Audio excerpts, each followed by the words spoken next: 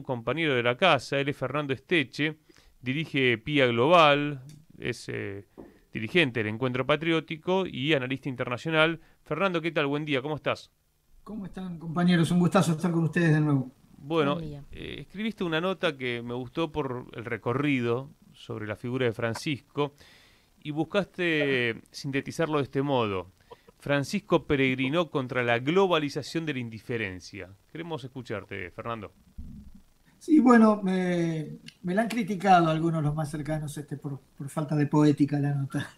Medio fría me han dicho, pero bueno, me parecía que era interesante abordar desde la geopolítica el rol y el peregrinar de Francisco porque tuvo un impacto claramente en el marco de la transformación, de la emergencia del nuevo orden. Me parece que fue un protagonista, ¿no? Y en ese sentido, las palabras que toma, por las que se construye el título de la nota, son palabras de Francisco. Él es el que plantea la globalización de la indiferencia. Dice, es una frase continuada cuando dice, es una sociedad que no habitó la experiencia del llanto, ¿no?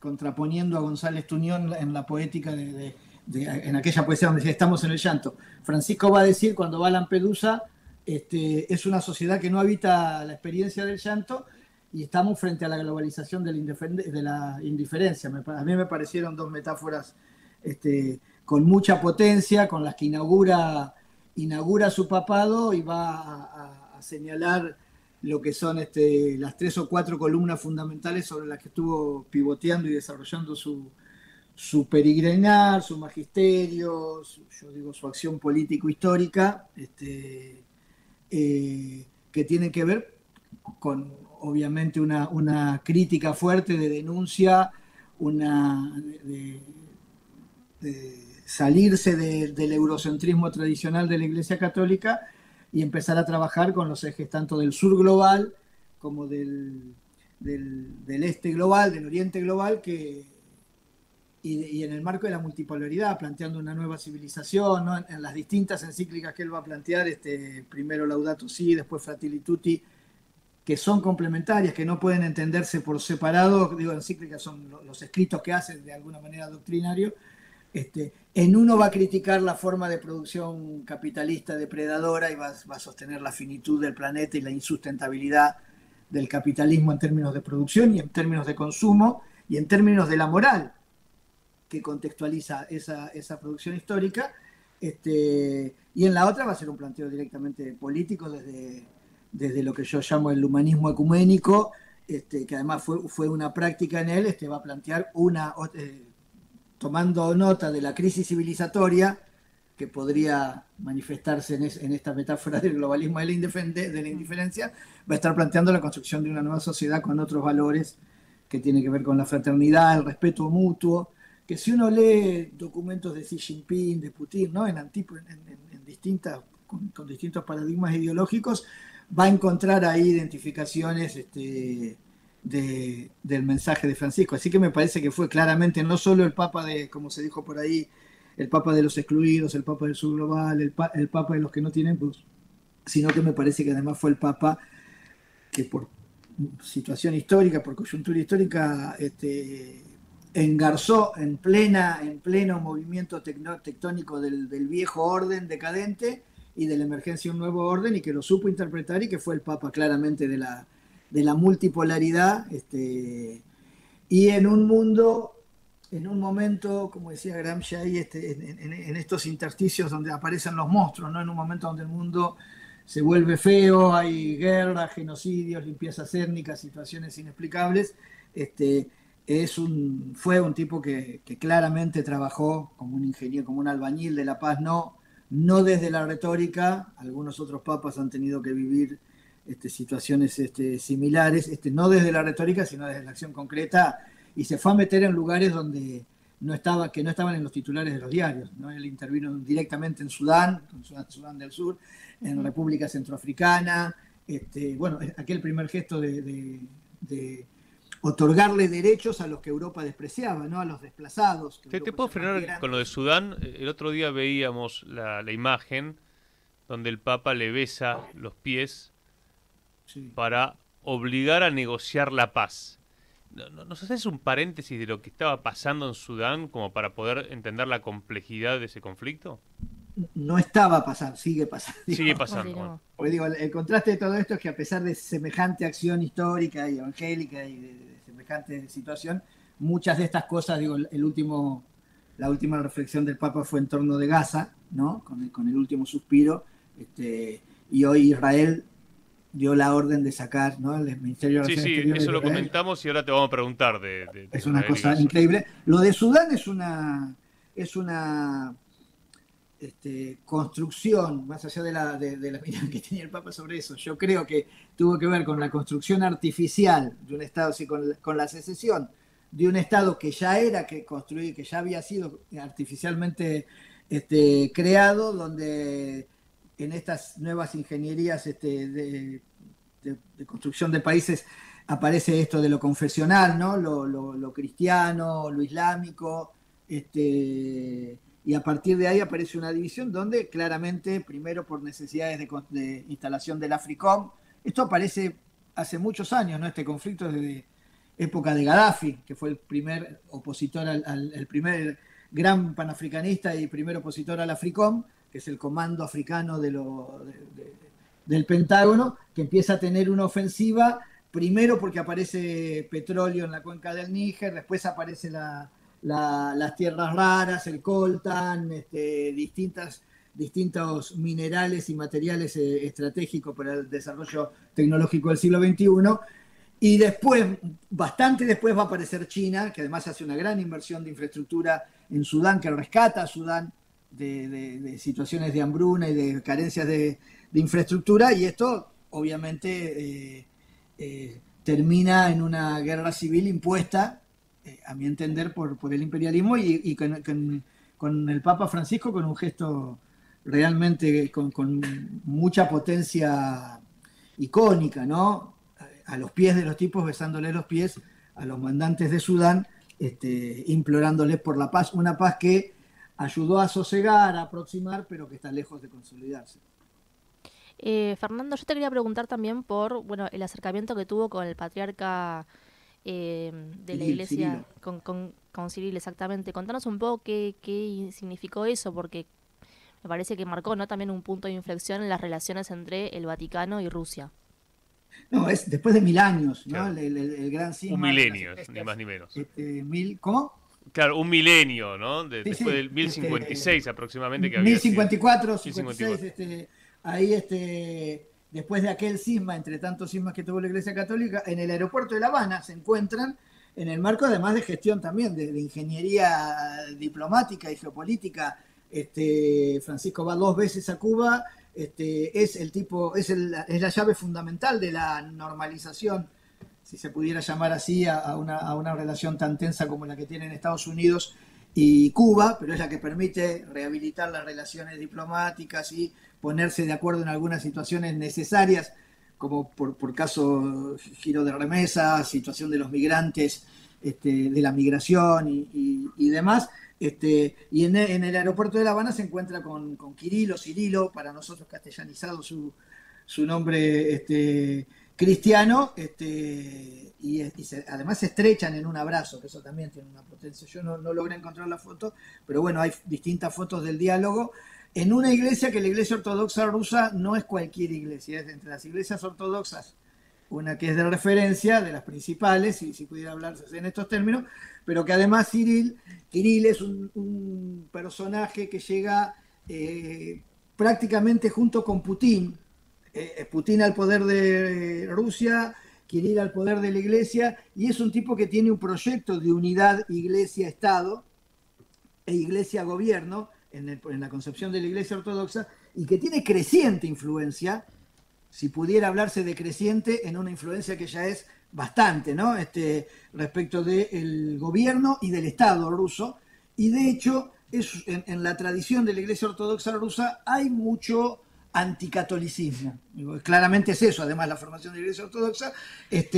No obstante, Kirill es otro hombre del ecumenismo, no pensando en la unidad de la Iglesia, que esas son fábulas que se le ocurren a algunos, a ningún ortodoxo serio o a ningún católico serio, pero sí pensando en el ecumenismo, y me parece que, bueno, se encontraron dos personajes que entendieron esa, por eso yo hablo del ecumenismo, el humanismo ecuménico, porque no solo, no solo es el abrazo con Kirill, que es muy importante porque es Rusia, no solo es la normalización de las relaciones con la Iglesia Católica China, o sea, con China, permitiendo este juego que hacen los chinos, que hay una suerte de dos iglesias en la Grey católica, que además la cristianización ahí de lo poco que se logró en China, eso lo hicieron los jesuitas.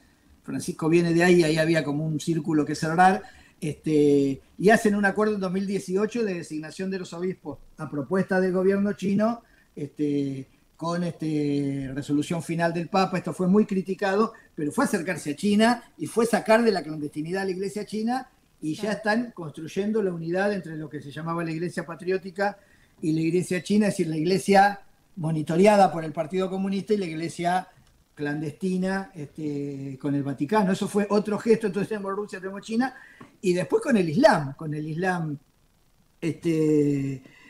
con Al-Azhar, con el gran imán de Sunni, que es una referencia en la escuela Sunni ahí en Abu Dhabi, y con Al-Sistani, que es un gran, yo creo que después de Jamenei es uno de los más importantes líderes del Islam Shia, al que llegó días después de que Daesh hubiera devastado Irak. Él viajó a Irak y viajó a Abu Dhabi y volvió a tener una orientación hacia la península arábiga, que había sido prácticamente clausurada por todos los papas. Bueno, todos los papas anteriores fueron absolutamente eurocentristas. Así que me parece que claramente en el recorrido aún una mente lega, en el recorrido de las peregrinaciones de los viajes del Papa, puede ver ahí, hay una clave muy, muy, muy concreta en términos de la ruptura norte-sur y oriente-occidente, ¿no?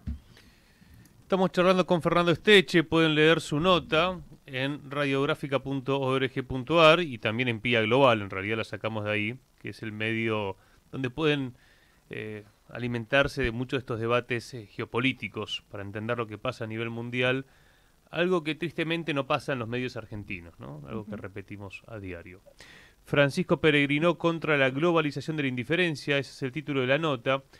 Y ahora vamos, cuando Marcos me diga, vamos a pasar un video, porque el sábado Francisco, creo que es el último llamado que él hace, no sé si hubo otro después, habla con Gaza. Sí. Todas las noches se comunicaba con el padre Gabriel Romanelli. Escuchemos esto, ayer lo difundía Tilda Rabi, compañera de las entidades argentino-palestinas. Fíjense la charla que tiene el Papa con los curas que están en Gaza, con 500 refugiados. Escuchen, esto pasó el sábado pasado. Yusuf. Buonasera Santo Padre. Buonasera, come stai? Sto bene, grazie a Dio. Mi scusa, è stato con la Santa Messa. Ah, con la messa. E dimmi, sì. Cosa avete mangiato oggi? El pollo, le ali. El resto del pollo, el resto del pollo, la salita, che tal Santo Padre? Lo che quedò del pollo de ayer. Quasi tutti il compound qua ha mangiato pollo. Casi pollo. Todos los refugiados acá comieron pollo ayer. Ieri hanno mangiato pollo. Anche il doctor Atallah. E también el doctor. come va? كلت فراخ النهارده دكتور كلت قاعد فراخ النهارده الحمد لله Salam alaikum.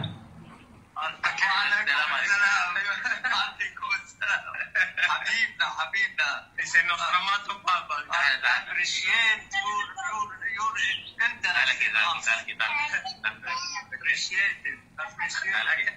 acá venía a saludarlo algunos bandidos. Este es Carlito. Vos. Ahí va, vos el Baba. Ahí va. Este es Baba.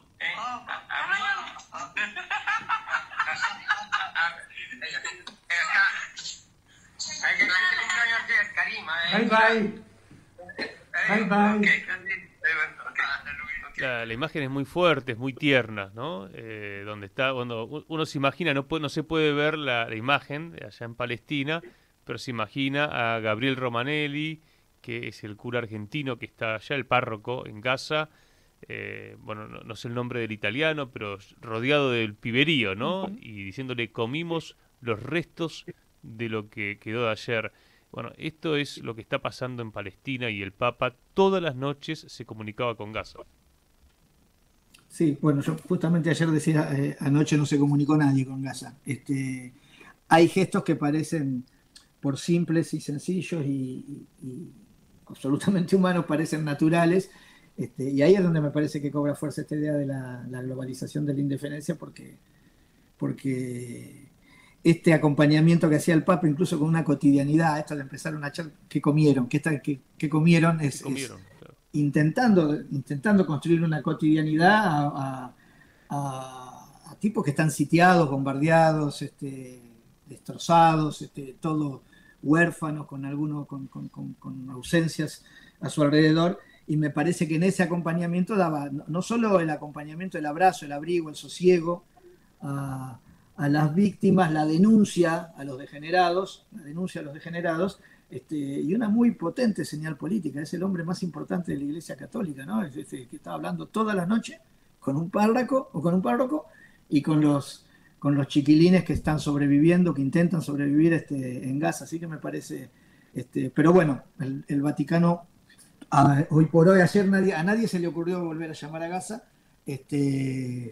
y veremos cómo se resuelve la sucesión, porque hay, como pocas veces, hay sí claramente una contradicción grande entre la posibilidad de la continuidad de la gestión de Francisco o una reacción ortodoxa, conservadora, ¿no? Que impulsa.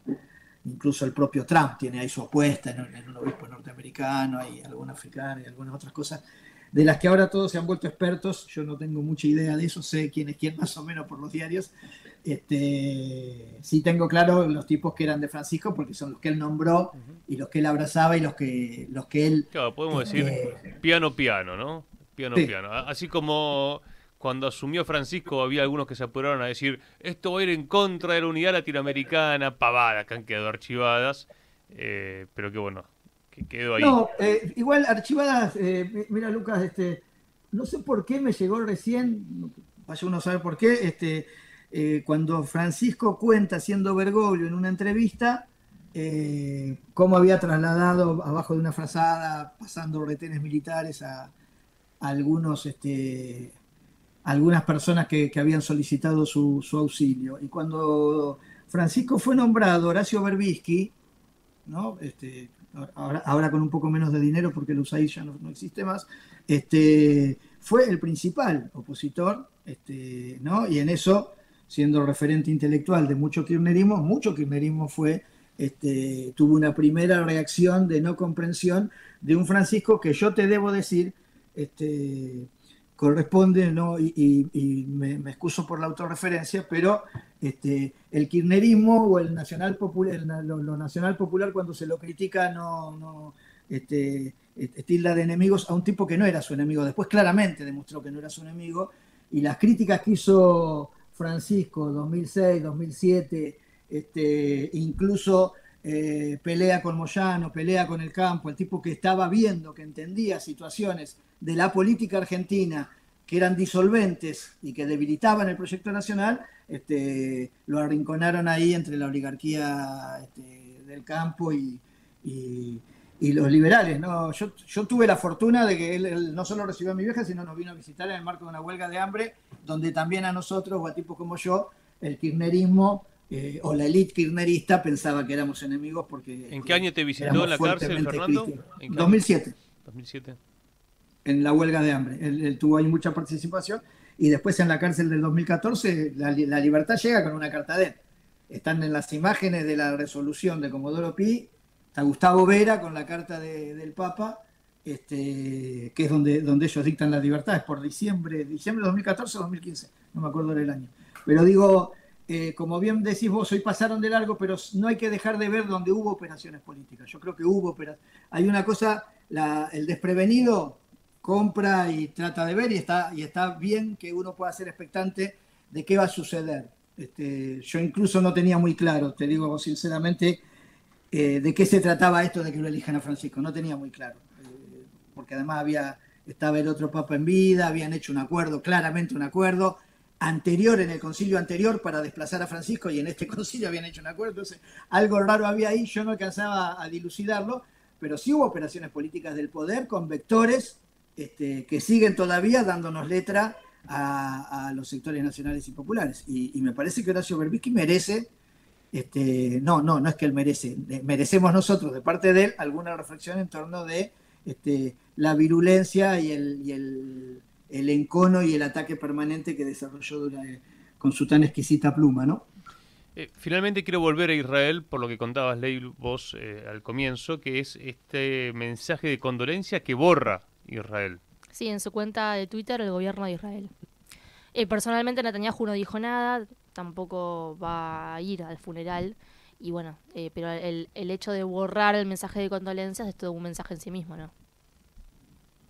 Sí, ahí yo acabo de postear ahí la noticia del Times de Jerusalén.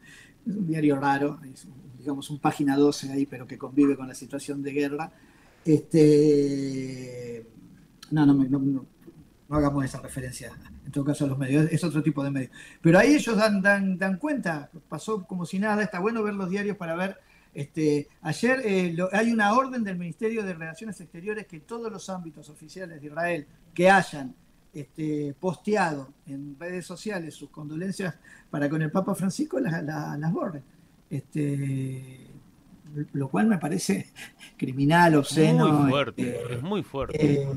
Me acuerdo de la discusión de Mileikowski, alias Netanyahu, con Francisco, cuando el ignorante va y le dice, sí, lo conocemos a Jesús, hablaba hebreo, y que Francisco no, hablaba arameo, no hablaba hebreo, pero eso hasta por Mel Gibson, por Hollywood, ¿sabes? Con la película esta de la Pasión de Cristo, pero son ignorantes, es una raza maldita que no merece el flaco perdón de Dios. Bueno, hubo muchos gestos de Francisco, ¿no? Con respecto a Palestina, cuando se hizo el pesebre y se puso el pañuelo de Palestina en el pesebre del niño Jesús, digo, hubo muchos sí, Leila, pero Francisco fue el único papa que llevó una corona y se la puso en la tumba del siniestro Teodoro Herz. Un tipo fuertemente antisemita, fuertemente reconociendo los derechos y el sufrimiento del pueblo judío como tal, pero no eso, y obviamente los derechos del pueblo palestino, lo cual no de ninguna manera, pues yo te insisto, estos tipos no supieron ver ni siquiera eso. Claro. Él estuvo en Israel, ¿no? Nos acordamos las distintas imágenes en Auschwitz. La imagen de Auschwitz es terrible. No sé si se acuerdan esa que está solo frente a esa galería siniestra, que es un tipo que refresca permanentemente, hace gestión de la memoria de los padecimientos de la humanidad, y en todo caso de pueblos particularmente tomados, pero eso, se ve que la élite, a la que yo llamo una raza maldita, es esa élite sionista, genocida que hay en Israel, ni siquiera puede comprender eso. Yo quiero creer que los sectores populares o aquellos que hayan padecido dolor real puedan ver en Francisco un tipo que intentó aliviar esos dolores, ¿no? Fernando, un fuerte abrazo y gracias. No, gracias a ustedes por el espacio, compañeros. Bueno, una charla que nos permite dimensionar la cuestión geopolítica.